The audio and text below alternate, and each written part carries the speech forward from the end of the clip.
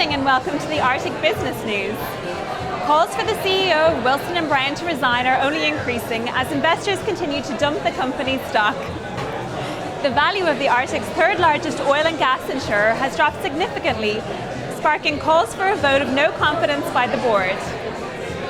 Representatives from Wilson & Brown continue to reassure investors that the sustained recent spate of iceberg-related disasters, including the Marzana oil spill and the sinking of the Christensen, could not have been foreseen. However, the stock will continue to plummet as long as the company is forced to cover the costs related to serious disasters.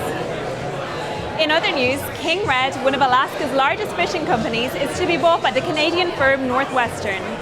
Both companies have agreed to deal with that sees Northwestern purchasing the debt and vessels of King Red at a price significantly less than the market value.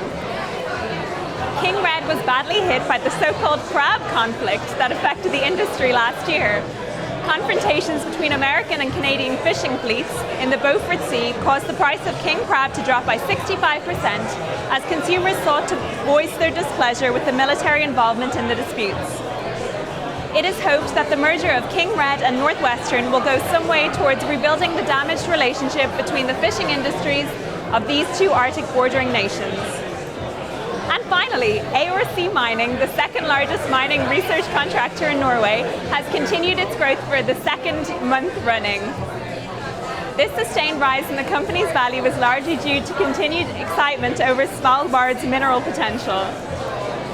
Results of an independent toxicology report on the 24 beluga whales that were found dead on the southwest of Svalbard last month will be released in the coming days. If tests show that the beluga deaths were due to lithium toxicity, it would seem to confirm the presence of vast deposits of lithium in the Svalbard coast. This news continues to drive up the price of land on the island, and mining companies from countries including Britain, Germany and Finland are seeing an increased interest in their stock. From all of us here at Arctic Business News, good evening.